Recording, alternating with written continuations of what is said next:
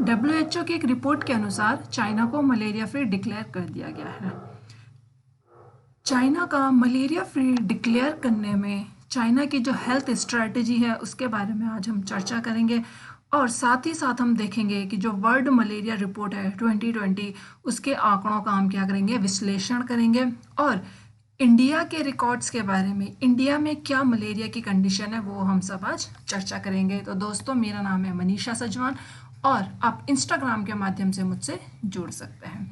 तो सबसे पहले हम देखेंगे कि जो वर्ल्ड हेल्थ ऑर्गेनाइजेशन है, चाइना को मलेरिया फ्री डिक्लेयर किया गया है WHO के द्वारा।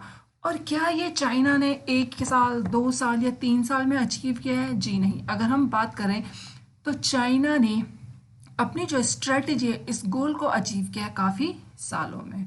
सबसे पहले हम जानते हैं वर्ल्ड मलेरिया रिपोर्ट क्या कहती है, जो आपकी 2020 में पब्लिश की गई थी आपकी वर्ल्ड हेल्थ ऑर्गेनाइजेशन के द्वारा। ठीक है, तो ये रिपोर्ट कहती है कि जो आपके मलेरिया के केसेस हैं, मलेरिया के केसेस आपके ड्रॉप डाउन हुए हैं 2019 में अराउंड 29 मिलियंस के करीब। ठीक है, और आप देख सकते हैं कि तकरीबन 4 लाख जो लाइव्स हैं वो लॉस्ट हुई है ड्यू टू दी मलेरिया। साथ ही साथ हम आगे डिस्कस करेंगे कि मलेरिया किस प्रकार से फैलता है, ये किस प्रकार की डिजीज़ है, क्या इसके सिम्टम्स है, ये सब भी हम जानेंगे। ठीक है, तो ये आप देख सकते हैं कि जो आपके सबसे ज़्यादा जो केसेस हैं, मेजॉरिटी ऑफ केसेस हैं वो हमारे क्या है, अफ्रीका कॉन्टिनेंट से रिपोर्ट किए गए हैं। इंडिया की अगर हम बात करें तो हम इंडिया के बारे में भी चर्चा करेंगे कि किस प्रकार इंडिया में भी जो आपके केसेस हैं मलेरिया के वो क्या हो रहे हैं, सिग्निफिकेंटली ड्रॉप हो रहे हैं। ठीक है, आप यहाँ पे देख सकते हैं कि जो इंडिया में जो केसेस हैं अप्रॉक्सीमेटली आपके ड्रॉप डाउन हुए हैं 20 मिलियन से 6 मिलियन के करीब। इसके बाद हम देखते हैं चाइना की जो स्ट्रैटेजी है, क्या चाइना की स्ट्रैटेजी रही है जो आज चाइना को एक मलेरिया फ्री कंट्री के रूप में डिक्लेयर किया गया है WHO के द्वारा। अगर हम चाइना की जर्नी की बात करें तो चाइना ने जर्नी वैसे देखा जाए तो आपका 1950 से स्टार्ट कर दिया गया था, लेकिन एक ब्रॉड वे में ये स्टार्ट किया गया था 1980 से।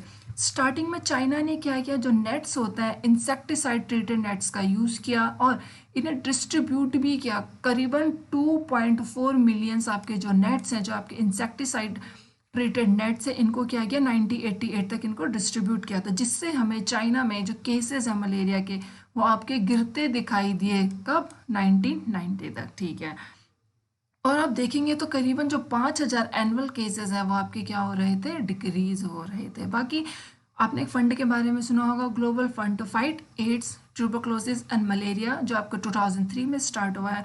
तो उसके असिस्टेंट से चाइना ने क्या किया है, ट्रेनिंग प्रोवाइड करवाई है, जो आपके स्टाफ्स हैं उन्हें ट्रेनिंग प्रोवाइड करवाई है, जो आपके लेबोरेटरीज हैं इक्विपमेंट उन्हें परचेज किया है, उन्हें एनहांस किया है, आपके जो मेडिसिन हैं उन्हें क्या क्या डेवलप किया है। ठीक है, मॉस्किटो कंट्रोल्स के लिए। तो आप देख सकते हैं किस प्रकार से 1980 से ही आपके चाइना ने अपना क्या एक स्ट्रेटजी को बिल्ड किया था। इसके बाद हम जानेंगे कि चाइना की क्या है 137 स्ट्रेटजी। 137 आपकी जो न्यूमेरिकल वैल्यूज है इसमें हम सबसे पहले देखेंगे 1 जो आपका स्टैंड करता है कि आपकी जो 1 डे डेडलाइन होनी चाहिए मलेरिया को रिपोर्ट करने के लिए, यानी कि मलेरिया डायग्नोसिस के लिए आपका 1 दिन होना चाहिए।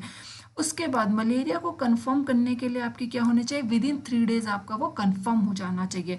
और डिटरमिन करने के लिए कि जो आपका स्प्रेड हो रहा है आपका मलेरिया का वो आपके 3 दिन उसके लिए आपके मैक्सिमम होने चाहिए। और जो 7 डेज है, 7 जो आपका डिजिट है ये शो करती है कि 7th डे में आपको क्या क्या आपके मेजर्स लेने चाहिए to stop the spread by the 7th day. ठीक है, तो ये है आपकी क्या 137 स्ट्रेटजी चाइना। इस प्रकार से चाइना ने क्या, जो इंडिजीनियसली मलेरिया केसेस हैं उन्हें क्या कर दिया है, इरेडिकेट कर दिया है 2021 की अगर हम बात करें तो। ठीक है, अब हम बात करते हैं कि मलेरिया किस प्रकार से फैलता है। आपका मलेरिया एक डिजीज है जो caused by a Plasmodium parasite. ठीक है, और ये पैरासाइट किसके द्वारा ट्रांसमिट किया जाता है, ठीक है, जो आपके इन्फेक्टेड मॉस्किटोज होते हैं उनके द्वारा आपका क्या किया जाता है, यानी कि एक वेक्टर बोर्न डिजीज हो गया आपका क्या, मलेरिया। ठीक है, और जो आपकी सीवियरिटी है मलेरिया की वो वेरी करती है आपके स्पीसीज ऑफ प्लाज्मोडियम। जैसा आपने सुना होगा कि there exist a various type of species of Plasmodium.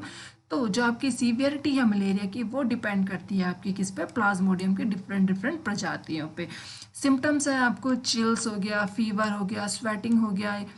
ठीक है, ये क्या है आपके, जब आपको कोई भी आपका क्या प्लाज्मोडियम पैरासाइट है, जो आपका इन्फेक्टेड मॉस्किटो, उसकी बाइट जब आपको ह्यूमन बींग्स को होती है, तो जब आपको बाइट किया गया हो तो उसके कुछ हफ्ते बाद आपको इस प्रकार के सिम्टम्स आपको देखने को मिलेंगे। आप देख सकते हैं, आपका हेडेक हो गया, आपका फीवर हो गया, मस्कुलर पेन हो गया, बैक पेन हो गया, स्किन में आपका क्या है, कभी आपको ठंडा लग रहा है, कभी आपकी स्वेटिंग हो रही है, रेस्पिरेटरी प्रॉब्लम्स आपको आना शुरू हो जाती है। ठीक है, एनलार्जमेंट आप देख सकते हैं स्प्लीन की। ठीक है, स्टमक में आपको क्या है, वॉमिटिंग काइंड ऑफ फीलिंग आएगी, नोजिया काइंड ऑफ फीलिंग आपको देखने को मिल सकती है। तो ये इस प्रकार के क्या है, सिम्टम्स हैं। ठीक है, अब हम बात करें कि आप यहाँ पे देख सकते हैं क्या एक मलेरिया ट्रांसमिशन साइकिल है, कैसे आपका जो एक इन्फेक्टेड मॉस्किटो है, ठीक है, जो प्लाज्मोडियम है, ठीक है, ये बाइट करेगा आपका किसको, किसी ह्यूमन बींग को। फिर ह्यूमन बींग का जो आपका लीवर है वो आपका इन्फेक्ट हो जाएगा, लीवर से आपकी जो आरबीसीज है वो आपकी इन्फेक्ट हो जाती है। फिर आपका जो आपका मॉस्किटो क्या है, वो क्या करता है, बाइट करता है आपके किसको, ह्यूमन बींग को। इस ह्यूमन बींग को इस प्रकार से ये आपका क्या हो जाता है, एक वेक्टर बन जाता है, ये आपका क्या है, जो आपके स्प्रेड करता है आपके मलेरिया को। इस प्रकार आप देख सकते हैं आपकी एक साइकिल क्या हो रही है, फॉर्म हो रही है मलेरिया के ट्रांसमिशन के।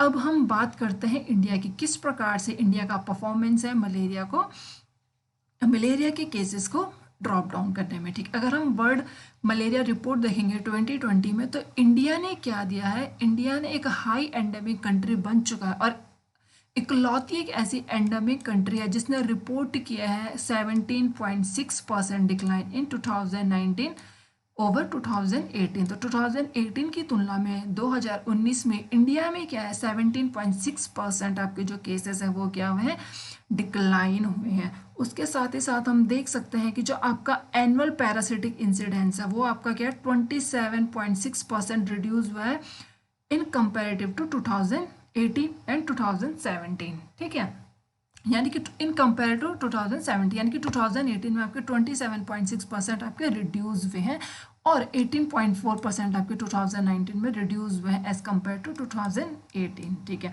इसके बाद हम देखेंगे कि इंडिया ने क्या क्या कंट्रीब्यूट किया आपके लार्जेस्ट ड्रॉप में इन केसेस रीजन वाइड। यानी कि अगर आप वेस्टर्न पैसिफिक रीजन की बात करें या एशियन रीजन की बात करें, तो इंडिया में एक लार्जेस्ट ड्रॉप दिखने को मिला, जो है कि 20 मिलियन से अब आपके क्या है, 6 मिलियन केसेस आपके रह गए। अगर इसको परसेंटेज के टर्म में देखा जाए तो आपका क्या है, पहले क्या था, 71.8% था, और अब कितना हो गया आपका 73.9%। जो आपकी क्या है डेथ्स हैं उसको कम करके आपका क्या कर दिया, 71.8% कर दिया।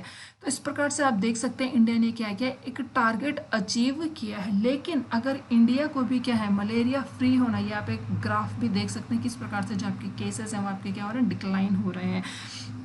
तो सोचने की बात यह है दोस्तों कि इंडिया किस प्रकार से चाइना की जो 137 स्ट्रेटेजी उसको फॉलो कर सकता है, अपने हेल्थ इंफ्रास्ट्रक्चर को और क्या कर सकता है, एनहांस कर सकता है। हालांकि हम देख सकते हैं कि इंडिया में जो केसेस हैं वो 2018-2017 की तुलना में हमें ड्रॉप होते हुए दिखाई दिएगा। इंडिया एक ऐसी इकलौती कंट्री है जिसमें आपको लार्जेस्ट ड्रॉप देखने को मिला। तो कहीं ना कहीं इंडिया को बस यह ज़रूरत है कि वह किस प्रकार से चाइना की हेल्थ स्ट्रेटेजी को क्या कर सकता है, फॉलो कर सकता है, और उस स्ट्रेटेजी में कुछ एनहेंसमेंट करके इंडिया को एक मलेरिया फ्री कंट्री डिक्लेयर किया जा सकता है। तो दोस्तों ये था हमारा आज का लेक्चर।